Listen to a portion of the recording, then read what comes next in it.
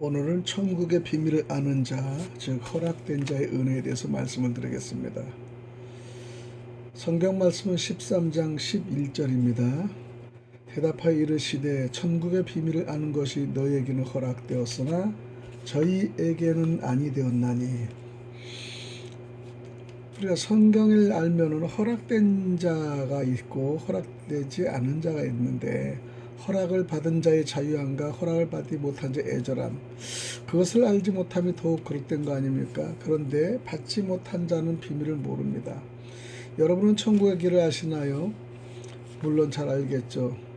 여러분은 배우고 알기를 위해 몸부림치기 때문입니다.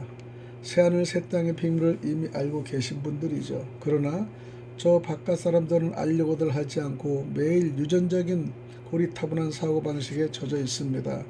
그것이 노아 시대의 방주에 탄 사람만 보면 알 수 있죠.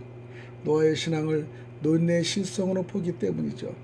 맑은 날씨에 40초의 비가 내린다고 떠들어대니 그것이 실성한 자로 보기 때문에 아무도 그의 말을 들으려 하지 않았기 때문입니다. 그러나 가족관계 아버지와 아들들은 좋으나 싫으나 받아들일 수밖에 없는데, 그것은 아들들과 연분을 맺은 아내들은 방주에 억지라도 올라탄 사건은 지금 이 시대를 다시 한번 조명합니다. 다른 이들은 방주의 비밀을 모르기 때문이죠. 들으려고조차 하지 않았기 때문입니다. 마가복음 4장 34절에 보면은 비유가 아니면 말씀하지 아니하시고 다만 혼자 계실 때 그 제자들에게 모든 것을 해석하시니라. 예수님은 사람들에게 하늘나라의 진리를 전할 때 종종 비유를 사용하십니다. 그 이유는 단순히 이해를 쉽게 하기 위해서만이 아니라 마음이 열려있는 자만이 그 의미를 깨닫게 하시기 위함이죠. 겉으로만 듣는 사람은 이야기로만 듣고 지나가지만은 마음이 겸손하고 진리를 사모한 사람은 그 속뜻을 묻고 배우게 됩니다. 왜 제자들에게만 주어진 해석은 되었을까요? 본문은 예수님이 혼자 계실 때 제자들에게 모든 것을 해석해 주셨다고 기록합니다. 이것은 주님과의 개인적인 교제 속에서만 들을 수 있는 깊은 말씀, 곧 하늘의 비밀이 있음을 보여줍니다. 많은 사람이 예수님 말씀을 들었지만은 진정한 깨달음은 예수님 곁에 머물며 배우는 자만이 누린다는 것을 이 시간에 아시기 바랍니다. 여러분들이 그런 제자의 마음입니다. 그런 비밀이 있다는 말은 무엇을 뜻하는가요? 예수님은 천국의 진리를 비밀로 표현합니다. 비밀은 아무에게나 드러나는 것은 아닙니다. 세상 사람들이 이해하지 못하고 하나님께서 특별히 계시해 주셔야만이 알 수 있는 진리가 되겠습니다. 고린도전서 2장 14절에 육에 속한 사람은 하나님의 성령의 일을 받지 아니하나니. 그러면 누구에게 비밀이 허락되었는가요? 예수님은 너희에게는 허락되었습니다 라고 하십니다. 이것은 제자들에게 특별히 주어진 은혜의 선물이죠. 제자들은 예수님을 따르고 말씀의 귀를 기울이고 이해하지 못할 때 묻는 자들입니다. 말씀 앞에 겸손하고 열린 자에게 천국의 비밀이 열린다는 것이죠. 왜 어떤 이들은 허락이 안 되었을까요? 말씀을 들어도 마음이 닫힌 자들, 회개하지 않은 자들, 고집스러운 자들에게 진리가 감춰져 있다는 것입니다. 이는 공평하지 않음이 아니라 마음의 태도에 따른 영적 원리라는 것을 알아야 됩니다. 마태복음 13장 15절에 이 백성들의 마음이 완악하여 라고 합니다. 여러분에게 각자에 한번 적용을 해보시기 바랍니다. 나는 말씀 앞에 어떤 태도를 가지고 있었는가? 긍정인가 부정인가? 믿으려고 애를 쓰는가? 발버둥 치는가? 아니면은 포기하는가? 아니면 아예 들으려고 하지 않을까? 아는가? 말씀을 겸손히 배우려는 태도가 있어야 됩니다. 여러분은 말씀을 겸손히 배우려는 태도가 확실히 되는 것 같습니다. 하나님의 뜻을 구하는가를 또 생각해 봐야 됩니다. 비밀을 받았다면 우리는 어떻게 살아야 하는가요?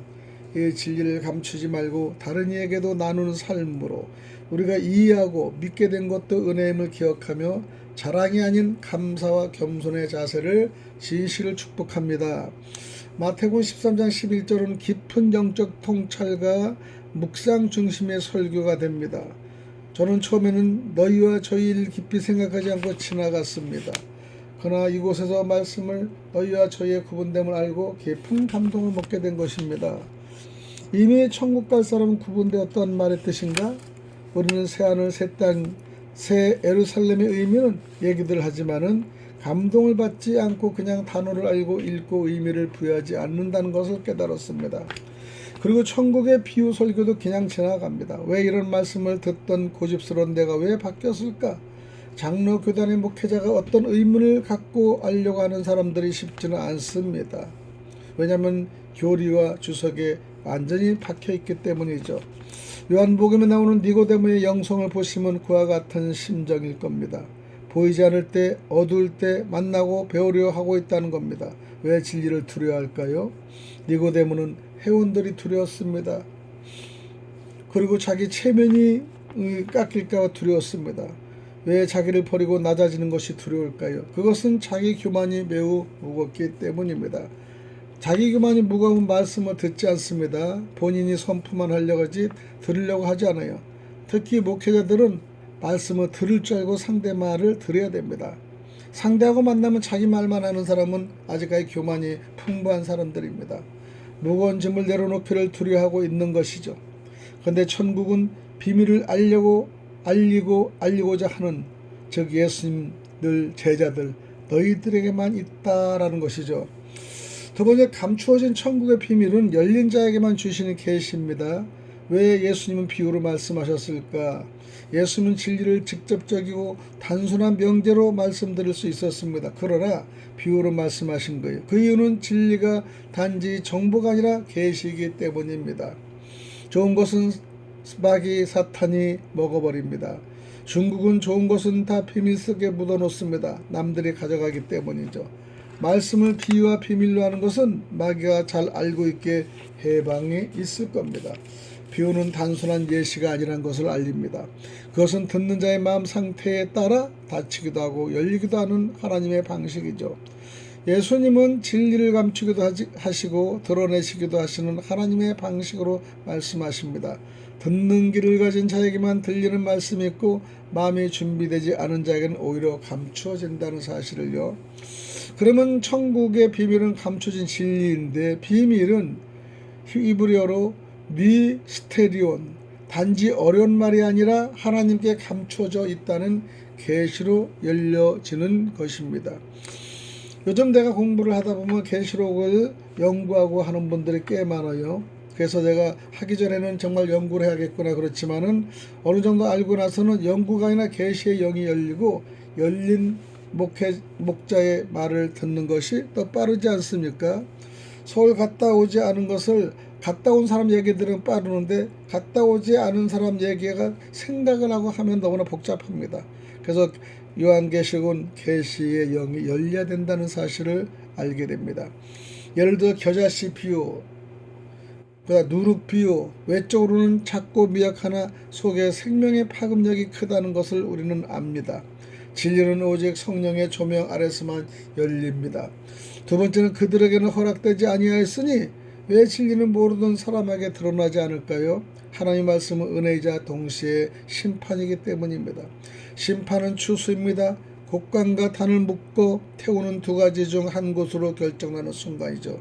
나는 곡간이냐 아니면 단을 묶어 불태움이냐. 여러분 그 생각하면 여러분 끔찍하지 않습니까? 여러분이 잘 농사를 지어서 곡간에 들어가면 너무나 감사한데 곡간에 들어가지 않고 너는 열매가 없으니 저거 묶어서 단에 태워 버려라. 그것을 우리가 단으로 생각하지만 나로 생각한다면 얼마나 무서운 일입니까? 우리 심판에는 알구가 가라지가 갈라진다는 사실을 깨달아야 되는 겁니다.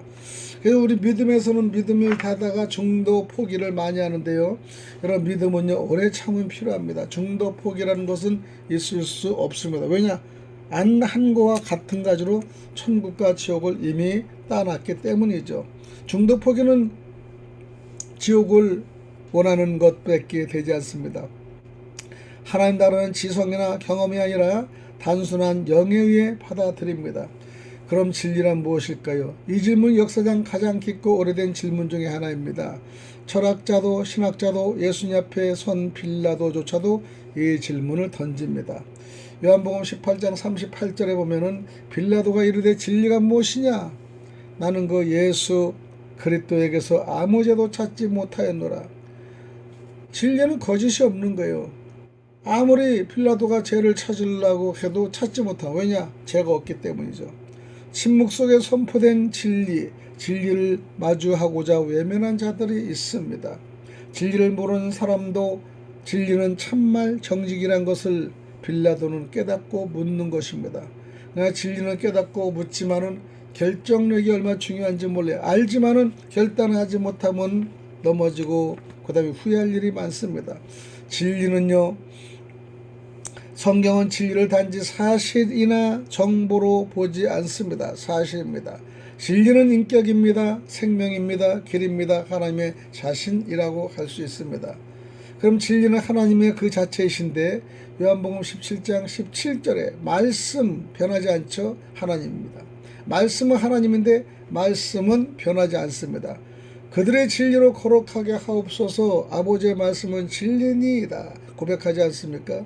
하나님의 말씀은 변하지 않으며 영원하다는 것을 말합니다.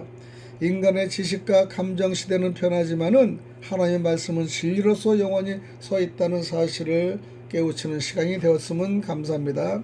진리는 외부 조건에 따라 달라지는 것은 아닙니다. 하나님의 성품에서 흘러나는 본질이기 때문이죠. 그러면 예수님 자신이 진리입니까? 맞습니다. 요한복음 14장 6절에는 여러분의 길잡이가 됩니다. 내가 곧 길이요 진리요 생명이니 나로 말미암지 않고는 아버지께로 올 자가 없느니라. 이 말씀은 예수님 자신이 누구인지 그리고 구원의 길이 무엇인지를 분명하게 선언하는 장면입니다. 요한복음 14장 6절을 중국 사람들은 상당히 좋아하여 변체와 병음 발음까지 말하면 이렇습니다.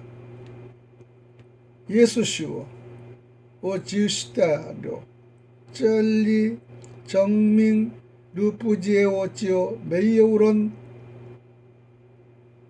따오프 나리치. 진리는 단지 교리가 아니라는 것입니다. 예수님의 진리 그 자체에 있습니다. 오직 예수 유일한 길이라고 결정되는 순간이죠. 하나님께 나가는 단 하나의 길입니다. 단 하나의 길입니다. 죄는 하나님과 인간 사이에 단절된 관계를 만들어 놓죠. 예수님은 십자가 통에 막힌 담을 허무셨습니다. 우리를 아버지께로 우리를 인도하셨습니다. 예수님을 아는 것이 진리를 아는 것이고 예수님을 따르는 것이 진리를 따르는 것입니다. 진리는 단지 무엇이 아니라 누구냐는 것이죠. 대상이죠. 진리는 또 자유를 줍니다. 요한복음 8장 32절에 너희가 진리를 알지니 진리가 너희를 자유롭게 하리라. 세상의 거짓은 우리를 얽매고 속박하지만은 진리는 죄와 사망, 두려움으로 우리를 해방시킨다는 것이죠. 진리를 안다는 것은 단지 정보라는 것이 아니라 그 진리 안에서 사는 삶을 뜻합니다. 진리를 아는 사람만이 참 자유를 누릴 수 있습니다. 성령께서 진리로 인도하시는데 요한복음 16장 13절은 그러나 진리의 성령이 오시면은 그가 너희를 모든 진리의 가운데로 인도하시리니 인간의 지성이나 경험만으로 진리를 온전히 알 수 없습니다. 진리의 성령님만이 우리로 하여금 하나님의 말씀을 깨닫고 예수 그리스도 안으로 진리를 이끌어 주십니다. 진리를 요약하면 성경에서 의미는요, 하나님의 자신입니다. 성부, 성자, 성령. 내용은 하나님의 말씀, 즉 성경입니다. 인격은 예수 그리스도 작용, 예수는 변하지 않으신 실체이십니다. 자유와 생명을 주며 변화시키는 능력의 수단, 진리는 곧 하나님의 말씀입니다. 말씀은 성령의 조명으로 알 수 있습니다. 오늘 우리에게 주는 교훈은 이렇습니다. 우리도 주일 설교나 성경 공부에서 말씀을 듣지만은 그 말씀의 진정한 의미는 개인 기도와 묵상 수요도 풀어질 수 있습니다. 성령께서 우리의 마음을 열어주실 때 비로소 말씀의 깊이가 보인다는 것이죠. 따라서 우리는 듣고 있는 성도가 아니라 듣고 묻고 깨닫는 성도가 되어야 할 것입니다. 여러분에게 질문 한번 해봅니다. 나는 지금 무엇을 진리로 믿고 있는가? 두 번째는 예수님을 진리로 받아들이고 그분의 말씀대로 살고 있는가? 세 번째는 진리가 내 삶의 기준이 되고 있는가? 선택사항이 되고 있는가? 를 세 가지 질문을 해봅니다. 이것을 곰곰이 생각해보고 자기 자신을 한번 점수를 매기는 것도 옳다고 생각합니다. 하나님은 자기를 찾는 자들에게 자신을 드러내십니다. 그러나 스스로 의롭고 자기 만족 속에 사는 자에게는 진리를 감춥니다. 요즘 가끔가다 목회자 보면 자기가 의회 대통령 그러면서 자기를 내세운 분들이 많습니다. 교만입니다. 그건 잘못된 길로 걸어가는 겁니다. 그런 교만인 사람하고는 여러분들이 대화를 할 필요가 없습니다. 마태복음 13장 13절 15절을 보면은 그들이 보아도 보지 못하며 들어도 듣지 못하며 깨닫지 못하면 이 백성의 마음이 완악하여 이렇게 말씀합니다. 완악한 사람은 듣지 못합니다. 굳어 있습니다. 들으려고 하지도 않습니다. 마음이 열리지 않으면 눈이 있어도 보지 못하고 귀가 있어도 듣지 못합니다. 이것이 영적 무감과 영적 어둠입니다. 그러면 우리는 너희에게는 허락되었나니라는 말씀은 천국의 비밀을 어떤 자에게 열립니까? 허락은 이미 하나님이 선택하신 듯합니다. 그렇습니다. 그러나 잘못 선택된 자들도 마지막 선택의 기로가 있습니다. 십자가의 죽음 직전에 만난 두 강도, 오른쪽 강도는 선택받은 자요, 왼쪽 강도는 마지막 길을 놓치고 말았습니다. 자기의 자존심 그리고 함께 죽음을 당하는 예수의 의미를 모르게 일괄적으로 나하고 같이 죽을 수밖에 없는 주제에 누굴 구원해? 라고 순간적으로 판단했을 것입니다. 교만입니다. 죽음의 직전 두 강도를 보시면 마지막 선택의 기회가 있다는 것을 알 수가 있습니다. 우리는 죽을 때까지도 선택을 주신 예수님의 풍부한 은혜를 우리가 아셔야 됩니다. 허락되었다라는 것은 수동형입니다. 내가 얻는 것이 아니라 하나님께서 주신 것입니다. 창세기 1장 4절과 요한복음 1장 4절은 빛과 생명, 하나님이 빛이 좋음을 보시고 빛과 어둠을 나눴다고 하십니다. 빛은 말씀입니다. 어둠은 말씀이 없는 자들입니다. 그리고 빛은 낮이기 때 일을 합니다. 어둠은 일을 하지 못합니다. 요한복음 1장 4절에 보면 그 안에 생명이 있었으니 이 생명은 사람의 빛이라. 생명 안에는 빛이 있습니다. 어둠에는 빛이 없다는 것이죠.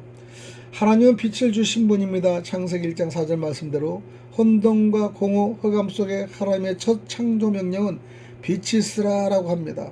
빛은 방향과 길을 보여주며 생명이 자라게 하는 선포의 근원이기도 하죠. 여러분 정말로 인적인 빛을 우리가 쐬면은 자랍니까? 하나님 주신 빛은 정말 대단합니다.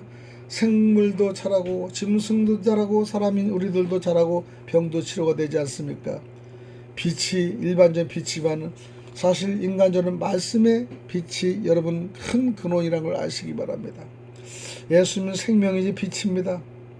예수님은 생명이자 빛입니다. 요한복음 1장 4절에 예수님 안에 있는 생명은 어둠 속 인생을 밝히는 영원한 빛입니다. 세상의 빛은 꺼질 수 있지만 예수님의 빛은 영원히 꺼지지 않는다는 것입니다. 우리는 빛과 어둠을 나누시는데 빛과 어둠은 혼합되지 않습니다. 낮과 밤이 섞일 수가 없듯이요. 하나님의 백성은 어둠과 타협하지 않고 빛 가운데 살아야 합니다. 죄와 우리는 섞이지 않습니다. 죄를 멀리하고 보다 명령에 쫓아낼 수 있는 능력이 있는 것입니다. 마태복음 13장 43절은 그때의 의인들은 자기 아버지의 나라에서 해와 같이 빛나리라고 말씀하십니다. 귀 있는 자는 들으라.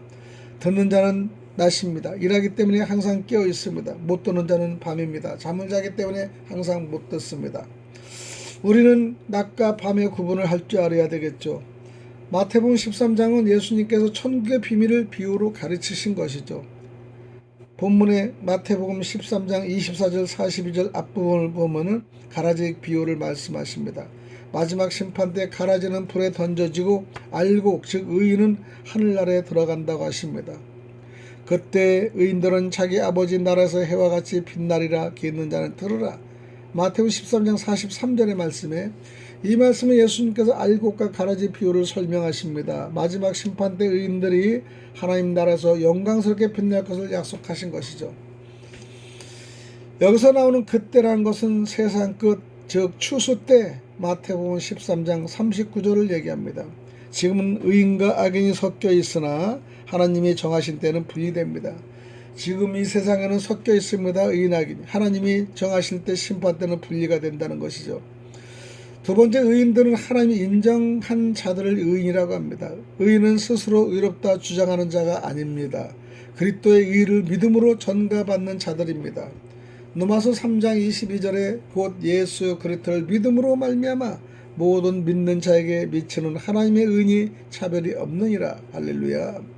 행위의 완전함보다 믿음의 관계가 우선이라는 것이죠. 세 번째는 하나님 아버지 나라에서는 최종 목적지는 아버지 나라 곧 영원한 하나님 나라를 얘기하는 것입니다. 현재 우리는 하나님 나라를 부분적으로 누리지만은 그 나라는 완전하게 경험하게 될 것입니다. 해와 같이 빛날이라는 것은 다니엘 12장 3절 연상시키는 구절인데요. 많은 사람을 옳은 대로 돌아가게 한 자는 별과 같이 영원토록 빛나리라. 여러분, 전도 많이 하면은 별과 같이 영원토록 빛난다는 말씀을 들을 수 있겠죠. 해는 낯을 다스리고 모든 것을 비추며 스스로 빛을 잃지 않는 상징입니다.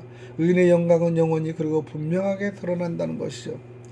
귀 있는 자는 들으라고 말씀하시는데 단순히 물리적 청각이 아니라 영적 수용력을 말합니다. 하나님 말씀을 듣고 깨닫고 순종하는 자만이 그 약속에 참여합니다. 현재 어둠은 잠시라는 것이죠. 세상에서 의롭게 살다가 핍박과 억울함을 당할 수 있지만은 마지막 날은 반드시 빛나게 하신다는 것을 여러분 소망을 가지시기 바랍니다. 믿음의 인내가 필요합니다. 가라져야 함께 있는 시간, 시험과 유혹은 있으나 끝까지 견디는 자가 구원을 받습니다. 빛나는 삶을 미리 살아가기 바랍니다. 장차 빛날 영광을 바라보며 오늘도 세상 속에서 그 빛을 미리 비춰야 한다는 것이죠. 마태복음 5장 14절에서 16절 말씀은 이렇습니다. 너희는 세상의 빛이라. 산 위에는 동네가 숨겨지지 못할 것이요 사람이 등불을 켜서 말 아래 두지 아니하고 등경 위에 두나니 이러므로 집안 모든 사람에게 빛이니라. 이와 같이 너희 빛이 사람 앞에 비치게 하여 그들로 너희 착한 행실을 보고 하늘에 계신 너희 아버지께 영광을 돌리게 하라. 이 말씀은 예수님께서 제자들에게 세상 속에서 빛으로 살아가라고 하신 교훈으로 세상에 드러나는 삶, 선한 영향력, 그리고 그 모든 영광을 하나님께 돌리는 삶을 강조하신 겁니다. 그래서 마태복음 13장 43절은 종말의 영광 선언이죠. 그때 의인들은 자기 아버지 나라에서 해와 같이 빛나리라. 귀 있는 자는 들으라. 야인 겁니다. 이 말씀은 예수님께서 알곡과 가라지 비유를 설명하시면서 마지막 심판 때 의인들이 하나님 나라에서 영광스럽게 빛날 것을 약속하신 구절이죠. 의인은 지금은 감춰진 씨앗 같지만 그날에는 해처럼 환히 빛날 것입니다. 그러므로 지금의 믿음과 순종이 영혼의 빛으로 연결됨을 기억해야 합니다. 오늘의 말씀을 결론합니다. 볼 때마다는 오늘 빛 가운데 걷고 있는가를 점검합시다. 삶 속에 예수의 생명을 비추는 작은 등불이 되시길 바랍니다. 전국의 비밀은 오직 하나님께서 마음을 여신 자들에게 주시는 특별한 은혜이죠. 오늘도 그 은혜 안에 있다는 사실을 감사하며 겸손한 자세로 말씀을 듣고 순종하게 나누는 여러분들이 되시기를 축원드립니다. 기도드립니다. 주님, 무에서 유로 온 세상을 창조하신 주님을 찬양합니다. 저희 안에 예수님의 생명과 빛이 충만하게 하시고 어둠을 멀리하며 빛의 자녀로 살게 하옵소서. 진리신 주님, 나의 눈을 열어 주님의 진리를 보게 하시고 그 진리 가운데 거하게 하옵소서. 세상의 거짓에서 벗어나 주님의 길을 따르며 진리 안에서 자유와 생명을 누리게 하옵소서. 예수님의 이름으로 기도드립나이다. 아멘. 축도까지 드리겠습니다. 길이요 진리요 생명이신 예수 그리스도께서 여러분의 발걸음을 인도하시고 하나님의 사랑이 여러분을 감싸며 성령의 임재가 항상 함께 하시기를, 또 주날개 교회 위에와 말씀을 전하시는 담임 목사 초대하신 여러분의 열정적 신앙 후에 주 예수 이름으로 축원합니다. 할렐루야. 아멘.